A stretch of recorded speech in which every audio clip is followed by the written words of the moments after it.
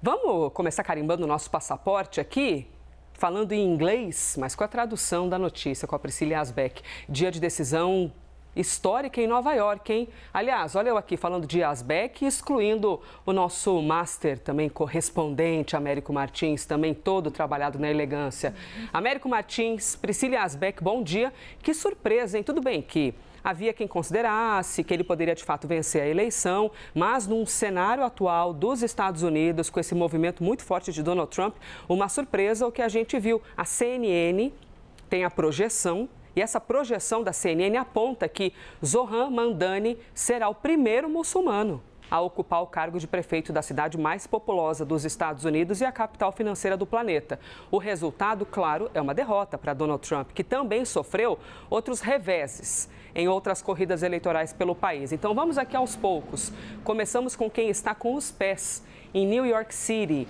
E aí, Priscila Asbeck, como é que está a movimentação neste momento aí na cidade com essa projeção, né? O novo prefeito quase oficialmente anunciado, que a gente está ainda aqui trabalhando na projeção.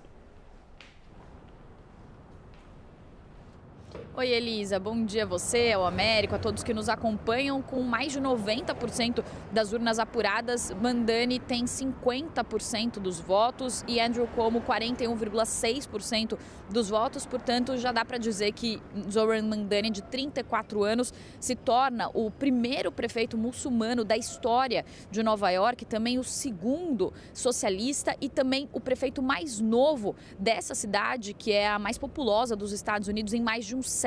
Nova York tem 8 milhões e meio de habitantes, tem também um PIB de 1,3 trilhão de dólares e se fosse um país seria uma das 20 maiores economias do mundo. Então essa foi uma das principais vitórias democratas no dia de ontem, nesse dia de votação importante, mas também houve vitória no governo de New Jersey com Mike Sherrill, democrata, ficando com 56% dos votos, já com mais de 90% das urnas apuradas. Na Virgínia, Abigail Spanberger, também democrata, com 57% dos votos, ela que obteve o melhor desempenho democrata na história recente do estado, que fica ali pertinho de Washington, D.C., que tinha sido bastante afetado por causa do shutdown, já que tem muitos funcionários públicos por lá. E também houve vitórias na Califórnia, 70% das urnas já apuradas mostram que houve uma vitória grande e uma vitória forte de uma proposta que foi feita pelo governador democrata Gavin Newsom, que inclusive é visto como o principal adversário hoje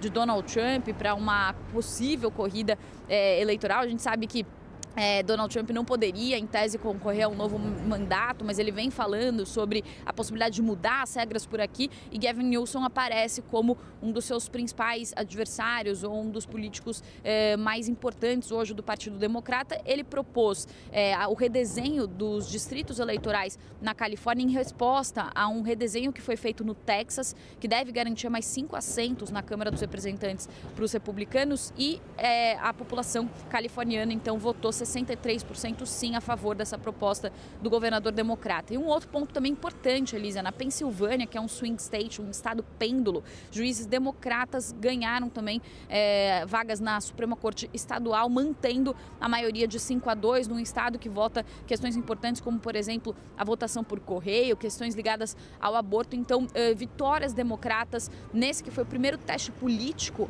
importante de Donald Trump nessa sua nova era, desde que ele assumiu o seu segundo mandato. Todas essas campanhas tiveram nuances, tem democratas mais moderados, como é o caso da governadora agora eleita de Nova Jersey, também na Virgínia, tem democratas que são considerados até por membros do próprio partido mais radicais, como é o caso de Zohran Mamdani, mas todos eles tiveram um ponto em comum nas suas campanhas. Eles falaram sobre o aumento do custo de vida e todos foram extremamente críticos a Donald Trump. A Alexandria Ocasio-Cortez, deputada, que inclusive é um dos principais nomes também do Partido Democrata hoje, disse que essa foi não apenas uma mensagem sobre os democratas, mas uma mensagem sobre todos os Estados Unidos. E ela falou que os americanos estão horrorizados com o que estão vendo sair deste governo. Isso também vai trazer uma discussão muito grande sobre as primárias para as eleições de meio de mandato do ano que vem, então com essa ala mais moderada e com essa ala considerada mais progressista no Partido Democrata. Mas queria, para finalizar, Elisa, chamar atenção para o discurso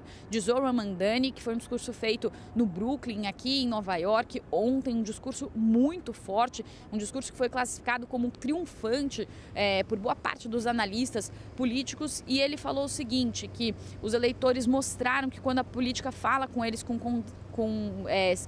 sem condescendência, é possível inaugurar uma nova era de liderança. Ele falou que se alguém pode mostrar uma nação traída por Donald Trump, como derrotá-lo, é a cidade que lhe deu origem, falando, claro, em referência a Nova York. Ele falou, se existe uma maneira de aterrorizar um déspota, é desmantelando as próprias condições que lhe permitiram acumular poder. Ele falou muito sobre os trabalhadores e imigrantes, falou para as pessoas, nas palavras dele, com palmas das mãos calejadas pelos guidões das bicicletas de entrega, com dedos marcados por queimaduras de cozinha, falou aos donos de bodegas iemenitas, às avós mexicanas, taxistas senegaleses. Então fez um discurso muito focado nos trabalhadores, ele que é um socialista, e ele falou que a próxima geração de nova-iorquinos se recusa a aceitar que a promessa de um futuro melhor seja uma relíquia do passado. Mas claro que ele vai ter um desafio para implementar as suas mudanças, esse desafio se chama Donald Trump. Ele falou de Donald Trump no seu discurso, disse, Donald Trump, eu já sei que você está assistindo ao meu discurso neste momento, então eu tenho 4 palavras para você, turn the volume up, ou seja, aumente o volume da sua televisão, foi o que ele disse para Donald Trump. Ele que também falou para os judeus, há uma divisão muito grande entre judeus e muçulmanos aqui. Ele foi acusado de fazer discursos que foram considerados discursos contrários aos judeus. Aqui em Nova York, há a maior comunidade de judeus fora de Israel, com mais de 1 milhão de judeus, mas também já há estimativas que mostram que há mais de 1 milhão também de muçulmanos aqui em Nova York. E só uma última questão, Elisa. Ele fez um discurso também falando contra os bilionários. Ele que tem uma promessa de, inclusive, financiar mudanças e promessas aqui em Nova York, aumentando impostos sobre bilionários. Ele falou que a classe bilionária tentou convencer aqueles que ganham $30 por hora que seus inimigos são aqueles que ganham $20 por hora. Ele falou que vai acabar com a cultura de corrupção que permitiu que bilionários como Trump sonegassem impostos e explorassem isenções fiscais. Então, ele falou que nesse momento de escuridão política, Nova York será à luz, um discurso muito forte, então, de Zohran Mamdani, que é o novo prefeito de Nova York, que assume a partir do dia 1º de janeiro do ano que vem, Elisa.